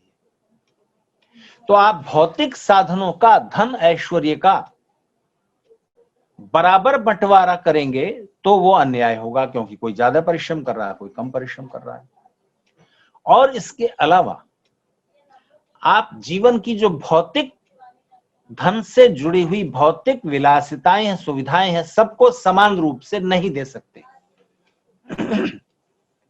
वैज्ञानिक तथ्य आपको बताता हूं, समाजशास्त्रीय तथ्य। अगर आप इस धरती पर 740 करोड़ इंसान हैं, हर एक व्यक्ति के हिसाब से आप 10 फीट लंबा, 10 फीट चौड़ा, 10 बाई 10 का एक छोटा कमरा, पक्की ईंटों से बना हुआ एक कमरे का मकान हर व्यक्ति के हिस्से में, यानी 5 व्यक्ति हैं एक परिवार में तो 5 कमरों का मकान, एक व्यक्ति के हिस्से में एक कमरा, 10 बाई 10 का एक कमरा पक्की ईंटों से बना हुआ अगर आप उपलब्ध कराना चाहें समानता के साथ, तो ध्यान दीजिए, इस धरती पर उपजाऊ मिट्टी की परत खत्म हो जाएगी। इतनी सी भी उपजाऊ मिट्टी नहीं बचेगी। और प्रकृति को उपजाऊ मिट्टी की 1 इंच मोटी परत तैयार करने में 1000 साल लगते हैं। तो क्या सबको पक्का मकान उपलब्ध कराया जा सकता है? पक्का मकान भी उपलब्ध कराना संभव नहीं है 10 बाई 10 के एक कमरे का। फिर क्या करें? कौन कच्चे मकान में रहे और कौन भव्य बड़े आलीशान बंगले में रहे, इसको किस तरह डिसाइड करेंगे? कोई तो आधार होगा। समानता के आधार पर भी संभव नहीं है कि सबको एक कमरे का आप मकान दे सकें, एक व्यक्ति को। अगर सबको आप कार में बैठने की सुविधा देना चाहें कि सब लोग कार में बैठ के चल सकें, तो धरती पर चलने के लिए, सड़क बनाने के लिए जमीन नहीं बचेगी, क्योंकि कार में बैठा हुआ एक व्यक्ति बस में बैठकर चलने वाले 10 लोगों के बराबर सड़क पर जमीन घेर कर चलता है। सबको कार उपलब्ध कराइए, चलने के लिए सड़क नहीं बना सकोगे। सड़क बना लोगे तो खेती के लिए जमीन नहीं बचेगी। और इतनी कारों को चलाने के लिए जितना पेट्रोल चाहिए, डीजल चाहिए, सबको कार उपलब्ध करा दीजिए। 7 वर्ष में, अनुमान है 7 वर्ष में सारा पेट्रोलियम खत्म हो जाएगा। फिर क्या करोगे? तो इस धरती पर भौतिक साधन इतनी मात्रा में है कि अभी जितनी आबादी है उससे 10 गुनी आबादी की आवश्यकताएं, जीवन की आवश्यकताएं बड़ी आसानी से पूरी हो सकती हैं। सुविधाओं और विलासिताओं के वितरण में आपको न्याय देखना पड़ेगा, समानता नहीं। आवश्यकताएं सबकी पूरी होनी चाहिए समानता के साथ। सुविधा और विलासिता उन्हें दीजिए जिन्होंने वेल्थ क्रिएट करने में, धन समृद्धि को जन्म देने में ज्यादा परिश्रम और पुरुषार्थ किया है। उनको बाकी लोगों से आप कुछ अधिक दे सकते हैं। समाज को, राज्य को व्यवस्था करनी चाहिए कि वो वेल्थ क्रिएटर्स, वो धन ऐश्वर्य को उत्पन्न करने वाले लोग दूसरों से कुछ अधिक विलासिता के साधन प्रयोग में कर सकेंगे। वो कभी कभी कार में बैठकर जा सकेंगे, पर ऐसा भी ना हो कि वो कभी भी बस में बैठने से संकोच करें। और खास तौर से बहुत धनवान लोगों के बच्चे राजाओं के, शासकों के बच्चे, सफाई कर्मचारी के बच्चे, जहां से जीवन की दौड़ शुरू हो रही है वहां पर सबको समान रेखा पर खड़ा कर देना होगा, ताकि जीवन में आगे किसी को असमानता के, अन्याय की शिकायत करने का अवसर न मिले। तो समानता आवश्यकताओं में कीजिए, सुविधा और विलासिता, जिसका अधिक परिश्रम वो अधिक सुविधा जुटा सकेगा। लेकिन कुछ और भी उपाय ऋषियों ने बताए हैं। किसी को शिकायत का मौका नहीं रहेगा अगर आप 4 तरह के ऐश्वर्यों को न्यायपूर्वक विभाजित कर दें, क्योंकि दुनिया में 4 टाइप के लोग हैं। एक वो हैं जिन्हें प्रतिष्ठा, सम्मान, प्रसिद्धि ये ज्यादा पसंद आती है, धन से जुड़ी हुई विलासिताएं छोड़ने को वो तैयार हो सकते हैं। किसी एक साइंटिस्ट को कहिए, किसी एक कलाकार को कहिए, मान लीजिए कोई सितार बजाता है, इतना अच्छा बजाता है, उसने जीवन भर की साधना की है सितार बजाने में, उसको कहिए कि तुम्हें एक मकान में रख दिया जाएगा जहां सारी सुविधाएं होंगी, कालीन बिछे हुए, नौकर चाकर हैं और बहुत सुख के साधन, जो खाना चाहो तुरंत उपलब्ध है, कुछ नहीं करना, बस वहां रहो आराम से। सितार नहीं बजा सकोगे, गा नहीं सकोगे, किसी कला का अभ्यास नहीं कर सकोगे। साइंटिस्ट को कहिए कि आप रिसर्च नहीं कर सकते, आपको कुछ पढ़ने लिखने को नहीं मिलेगा। दूसरी तरफ यह विकल्प हो कि आप एक साधारण झोपड़ी में रहेंगे, आपकी मनचाही किताबें वहां होंगी, आप रिसर्च कर सकते हो। जीवन की आवश्यकताएं पूरी करने के लिए 4 जोड़ी कपड़े चाहिए, 2-3 समय का भोजन चाहिए, ये सब आपको मिल जाएगा। तो एक सच्चा वैज्ञानिक, एक सच्चा कलाकार महल में रहने की बजाय वहां रहना पसंद करेगा जहां उसको अपनी कला की या अपने ज्ञान की साधना करने के अवसर हैं। उसके बदले में समाज उसे क्या दे? विलासिता की साधन नहीं, धन दौलत नहीं, आवश्यकता पूर्ति करने लायक धन, लेकिन प्रतिष्ठा, सम्मान। इसने कोई चीज खोजी है, कोई रचना की है, कोई निर्माण किया है, कला की साधना की है, समाज को कुछ दिया है ज्ञान और कला के क्षेत्र में। तो ये इस टाइप के लोग हैं। इनको एक ऐश्वर्य दे दीजिए, सम्मान का, प्रतिष्ठा का। दूसरा ऐश्वर्य है रौब, रुतबा, अधिकार। ये क्षत्रिय का ऐश्वर्य है। जो राज कर्मचारी हैं, जो शासन प्रशासन से जुड़े हुए लोग हैं, वो इस प्रवृत्ति के होते हैं। उन्हें भी एक तरफ आप बहुत महल में रहने की सुविधा दे दो और रौब रुतबा नहीं। सड़क पर खड़ा हुआ एक ट्रैफिक पुलिस का इंस्पेक्टर, एक कांस्टेबल, सड़क पर उसका अधिकार बड़ा है और मर्सिडीज और BMW में बैठकर जाते हुए धनवान को एक झटके में रोक देगा। रूल तोड़ा है, लाओ इतना चालान निकालो, उसका अधिकार है और उसके आगे उनको नतमस्तक होना पड़ेगा जिसने रूल तोड़ा है। तो ये उसका सुख है, ये उसका ऐश्वर्य है। तो जो धनवान लोग हैं, जो वेल्थ क्रिएटर्स हैं, उनका सुख है कि उनको BMW में बैठना है। पुलिस ऑफिसर को BMW में क्यों बैठना चाहिए और क्यों उसे वो कार लेने का सपना भी देखना चाहिए? तो वहां पर उसकी सुविधाएं और विलासिताएं कम कर दी जाएंगी। तो जो कॉमन मैन है उसका क्या? जो एक मजदूर है, एक सफाई कर्मचारी है, तो उसको भी आवश्यकताएं पूरी होनी चाहिए। ज्यादा परिश्रम कर लिया, सुविधा अधिक मिल जाएगी, कभी कभी विलासिता भी, लेकिन विलासिता उसका ध्येय नहीं है। उसका ऐश्वर्य निश्चिंतता। फैक्ट्री है एक, उस फैक्ट्री में जो इंजीनियर हैं, जो मैनेजर हैं, वो लगातार चिंतित हैं, माल ज्यादा बन रहा है, बिक नहीं रहा, ऑर्डर आए हुए, माल बन नहीं पा रहा, ये उनकी चिंता होती है। और फैक्ट्री ओनर जो है, वेल्थ क्रिएटर, उसकी भी यही चिंता है। मशीनें ठीक चलती रहे, इंजीनियर्स लगातार चिंतित हैं। सारा चिंता का भार इन 3 तरह के लोगों पर है। जो बुद्धिमान है, जो उसमें बौद्धिक परिश्रम कर रहे हैं, जो उसकी सुरक्षा की व्यवस्था कर रहे हैं, जो गार्ड्स हैं, मकान में कोई उस फैक्ट्री में अनचाहे लोग ना घुस आए, सारे सतत रक्षा में लगे हुए हैं, चिंता उनका हिस्सा है। लेकिन एक मजदूर जो फैक्ट्री में मशीन चला रहा है, 8 घंटे परिश्रम कर रहा है, अगर फैक्ट्री में आग लग जाए उसे कोई फर्क नहीं पड़ता। उसने मेहनत की है, उसका पारिश्रमिक उसे मिल जाए। रात को सबसे ज्यादा निश्चिंतता की नींद वही लेगा। तो आप चुन लीजिए, जीवन की दौड़ जहां से शुरू हो रही थी, चुन लीजिए कि आपका ऐश्वर्य क्या है, आपकी आंतरिक रुचि क्या है, आप किस क्षेत्र में परिश्रम करना चाहते हैं। वहां समानता, लेकिन बाद में न्याय। तो जीवन के इन सारे मौलिक चिंतन तत्वों को यदि हम नहीं समझेंगे तो समाज में अव्यवस्था उपजेगी और उस अव्यवस्था को भरने के लिए फिर आप उल्टे सीधे उपाय करोगे। तो आज के राजनेता जातियों के आधार पर आरक्षण देते हैं, रिजर्वेशन देते हैं कि भाई तुम्हें समाज में बहुत पिछड़े हो, दलित नाम दे दिया और हजारों साल से अन्याय होता आ रहा है, ऐसी बातें करके वो रिजर्वेशन देते हैं नौकरी में।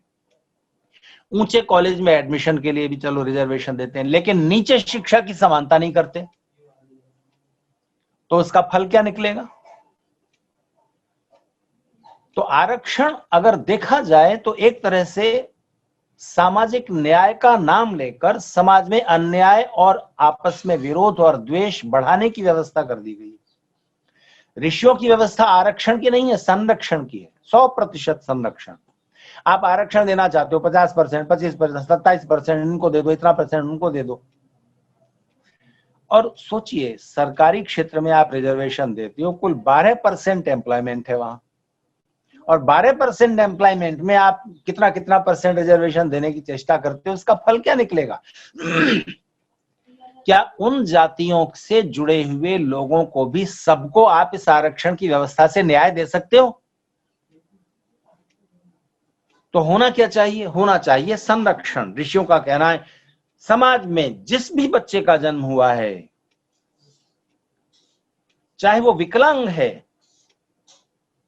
चाहे बहुत दरिद्र है, चाहे कैसी भी अवस्था में, जहां से जीवन की दौड़ शुरू हो रही है, वहां उनको समानता और न्याय दोनों मिलने चाहिए, सबको संरक्षण मिलना चाहिए। और संरक्षण का अर्थ जीवन के उनके व्यक्तित्व के अंदर जितने भी खिलने के संभावनाएं थी, जितना भी उनका व्यक्तित्व विकसित हो सकता था, उसकी पूरी संभावनाएं और पूरे अवसर उपलब्ध करा दीजिए।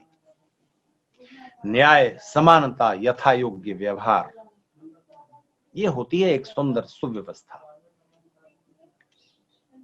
तो संरक्षण दीजिए ना, क्यों किसी को शिकायत का मौका रहे? तो भारतीय व्यवस्था में जातियों का कोई स्थान नहीं, वर्ण का स्थान है। वर्ण का मतलब होता है चुनाव। आपने अपने ऐश्वर्य को चुना है कि आप किस क्षेत्र में आगे जाएंगे और वो अवसर सबको समान रूप से मिल जाए। तो सामाजिक न्याय का नाम लेते लेते हम सामाजिक अन्याय कर रहे हैं, और इसका उपाय यही है कि आप सबको समान अवसर दीजिए शिक्षा के क्षेत्र में, और वहां से फिर जीवन की दौड़ शुरू होने दीजिए। हमने न्याय व्यवस्था को भी अन्याय व्यवस्था में बदल दिया है।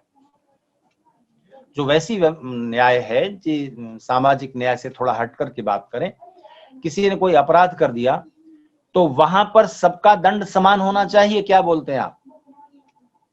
चोरी की तो चोरी करने के बदले में जो सजा है वो सबकी समान होनी चाहिए। तो आप कहेंगे हाँ हाँ यही न्याय है। जी नहीं, ये न्याय नहीं। चोरी करना, देशद्रोह करना और कोई भी अपराध करना, सबकी सजा समान नहीं हो सकती। हो सकती है, होनी नहीं चाहिए। कोई एक देश है, नाम नहीं लूंगा, जहां पर एक विचित्र नियम है वहां की न्याय व्यवस्था में कि अगर इसने चोरी की है और ये पकड़ा गया तो इसको सजा मिली, तो इसको 5 साल की सजा मिली।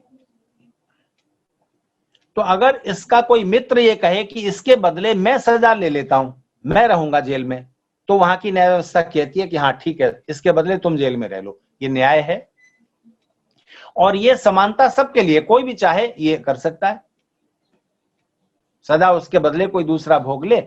ये समानता के साथ सबके साथ व्यवहार किया जाता है। पर क्या ये न्याय है? मूर्खता है। और ध्यान दीजिए, ऋषियों का दृष्टिकोण यह है कि अगर एक अनपढ़ इंसान ने चोरी की और एक पुलिस ऑफिसर ने चोरी की, दोनों का दंड समान होना चाहिए। तुमने पुलिस ऑफिसर होकर के चोरी की है, तुम्हारे ऊपर समाज में अपराध रोकने की जिम्मेदारी है। और जब तुम इतने ऊंचे पद पर रहते हुए समाज ने तुम्हें नियुक्त किया है, अच्छा वेतन दिया जा रहा है, और तुम पुलिस ऑफिसर होकर चोरी कर रहे हो, अध्यापक होकर चोरी कर रहे हो, तो दंड अधिक है। ये समानता नहीं है पर न्याय है। और ऋषियों का कहना है कि दंड, कठोर दंड दीजिए तो अनुपात में वो दंड कम हो जाएगा। अगर सबको आप एक बार पकड़े जाने पर एक बार सुधरने का अवसर देते हैं, दोबारा पकड़े जाने पर थोड़ा कठोर दंड देते हैं, उसके बाद और कठोर दंड देते हैं, और सबको पता चलता है कि ये काम किया तो कठोर सजा मिलेगी, तो उसके बाद अपराध कम होना शुरू हो जाते हैं और फिर दंड देने की आवश्यकता कम होती जाती है। श्री राम के राज्य व्यवस्था के बारे में कहा जाता है कि उनकी राज्य व्यवस्था में दंड केवल कमजोर और बूढ़े और सन्यासी लोगों के हाथ में रह गया था। दंड के दो मतलब होते हैं ना, एक तो डंडा, छड़ी, और दूसरे पनिशमेंट, सजा।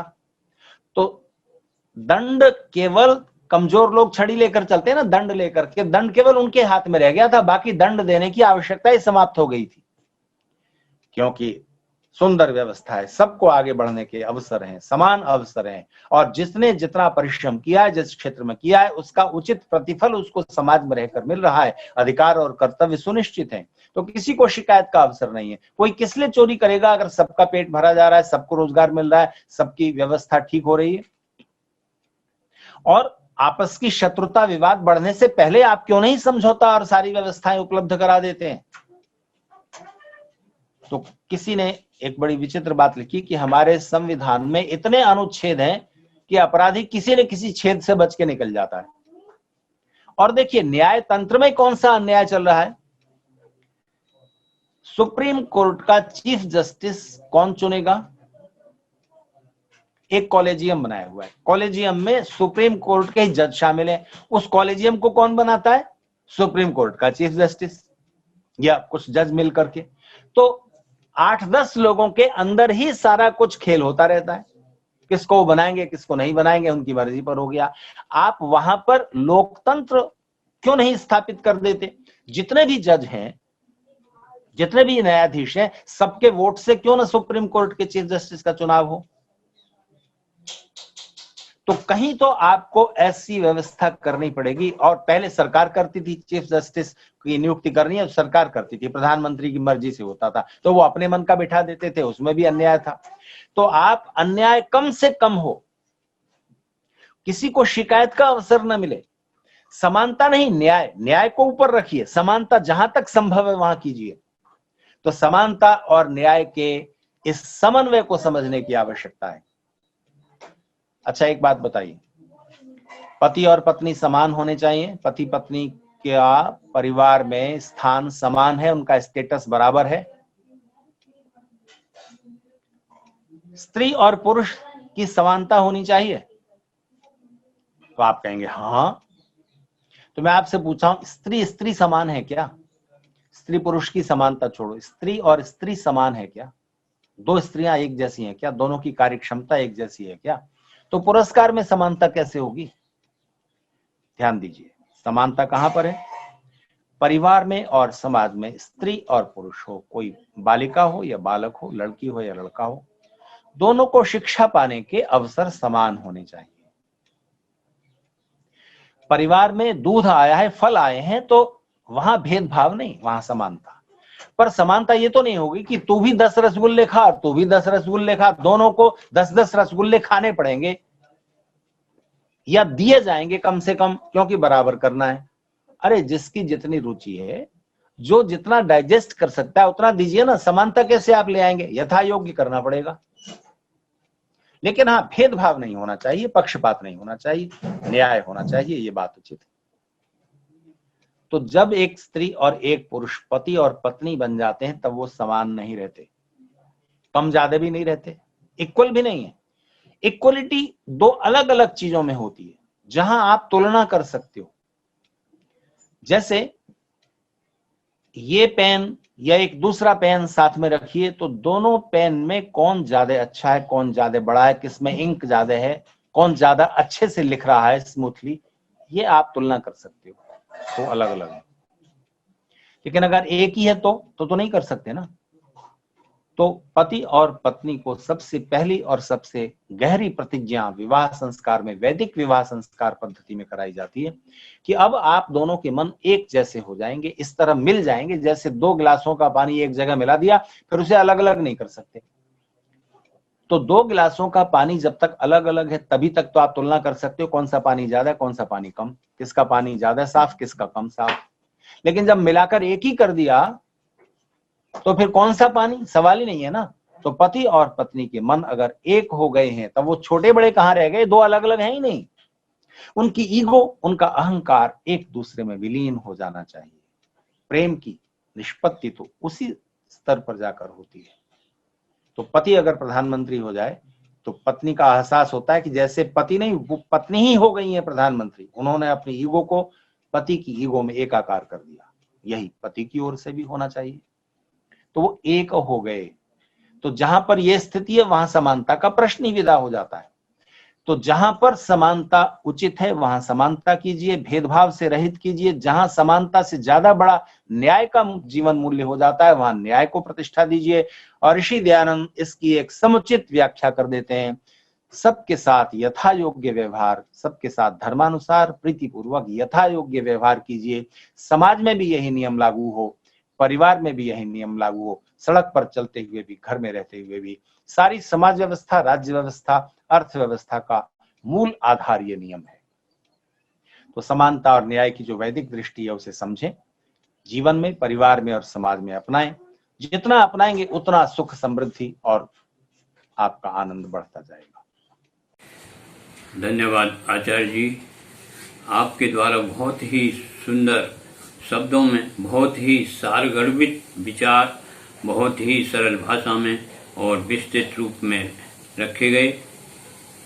इसके लिए मैं आपका बहुत बहुत आभार व्यक्त करता हूं और आपको धन्यवाद देता हूं। आचार्य जी, आपने इस कार्यक्रम के लिए अपने बहुमूल्य समय में से हमें कुछ समय दिया, इसके लिए मैं सदैव आपका आभारी रहूंगा और इसके लिए मैं आपको पुनः बहुत बहुत धन्यवाद देता हूं।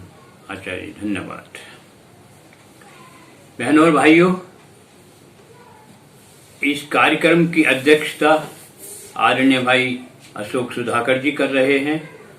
भाई अशोक सुधाकर जी आर्य समाज बुढ़ाना गेट के यशस्वी प्रधान हैं। आर्य समाज बुढ़ाना गेट की स्थापना महर्षि दयानंद सरस्वती जी ने 29 सितंबर 1878 को की थी। आप ऐसे गौरवशाली आर्य समाज के प्रधान हैं। आप बहुत ही सौभाग्यशाली हैं।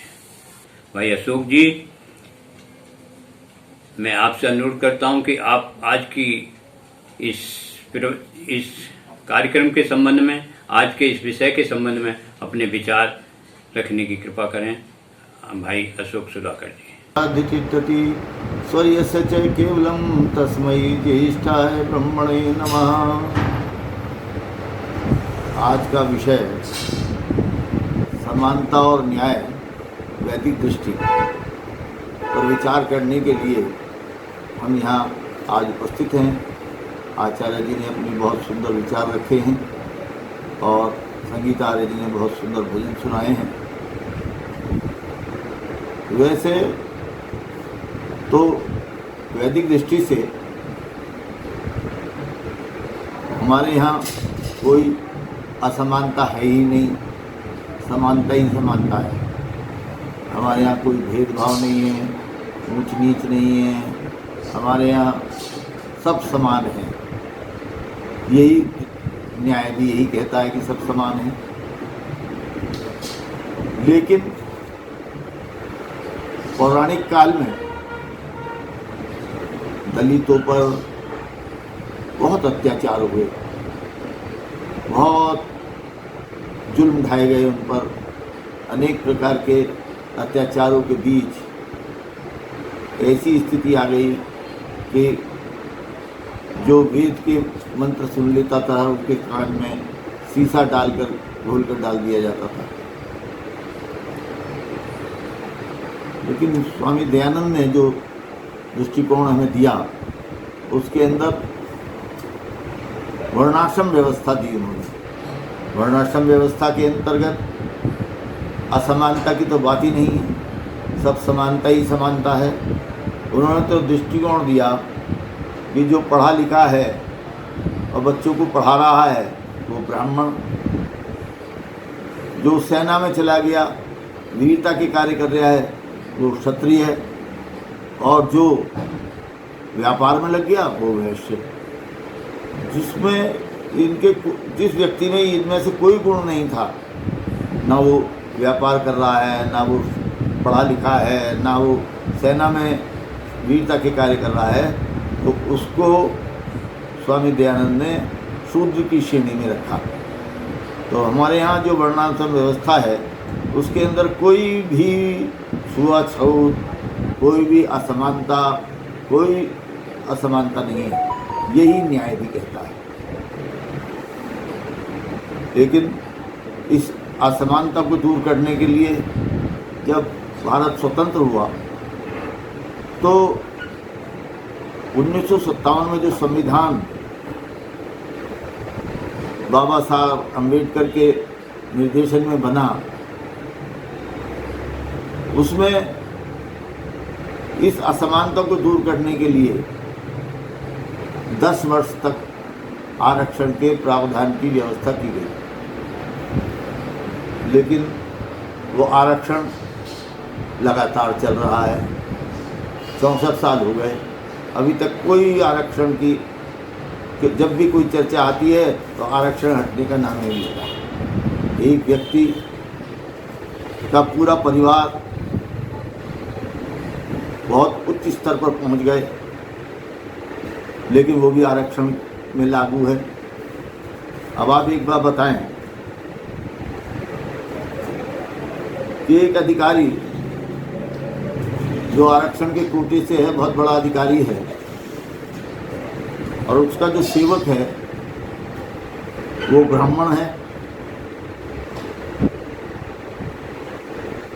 अगर वहाँ भर्तियां निकलती हैं तो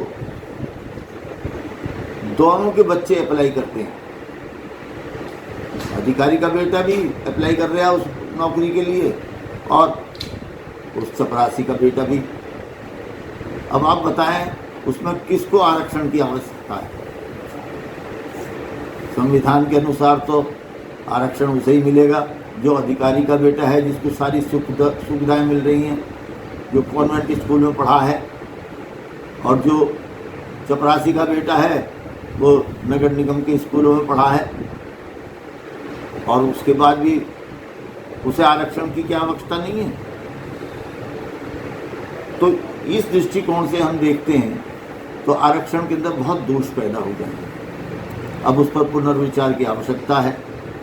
वैदिक दृष्टिकोण भी यही कहता है कि हम तो सबको समान रहना है, समान मानना है, ऊंच नीच छुआछूत इस सब से दूर रह करके इस व्यवस्था को लागू करना है। यही हमारा वैदिक दृष्टिकोण है। मैं इस आयोजन के लिए यजपाल सिंह चौहान जी का बहुत बहुत आभार व्यक्त करता हूं और धन्यवाद देता हूं कि इन्होंने एक सुंदर विचारधारा प्रस्तुत करने के लिए यह आयोजन किया। बहुत बहुत धन्यवाद। धन्यवाद भाई अशोक सुधाकर जी। आपने आज के कार्यक्रम के संबंध में आज के विषय समानता और न्याय वैदिक दृष्टि से इस पर भी बहुत ही विस्तृत रूप से अपने विचार रखे।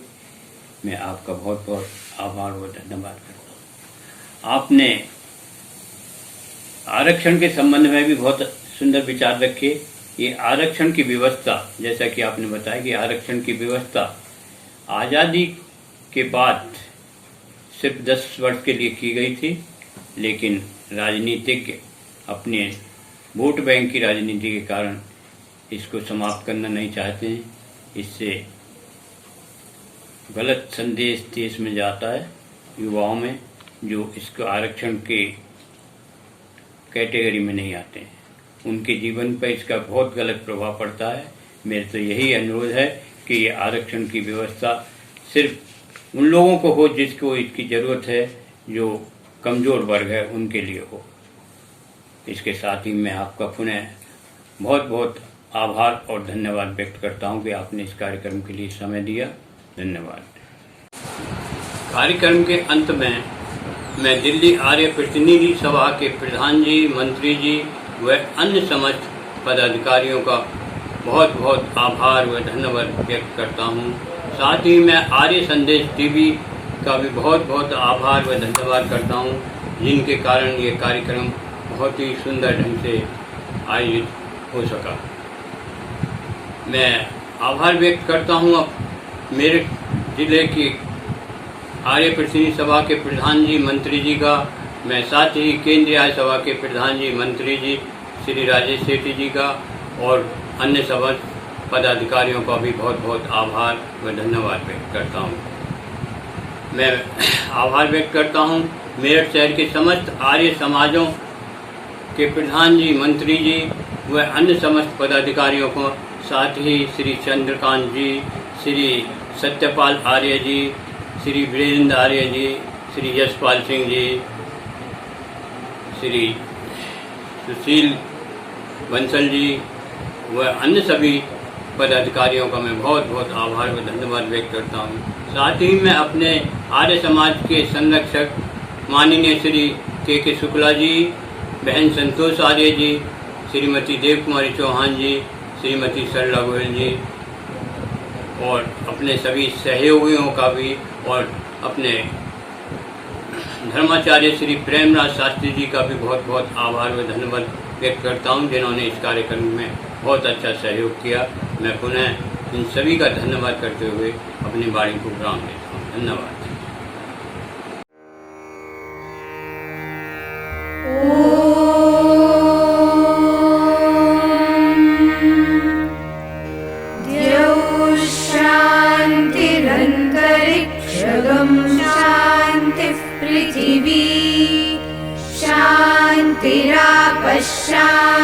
शान्तिरोषधयः शान्तिः वनस्पतयः शान्तिर्विश्वे देवा शान्तिर्ब्रह्म शान्तिः सर्वगम् शान्तिः शान्तिरेव शान्तिः सामा शान्तिरेधि।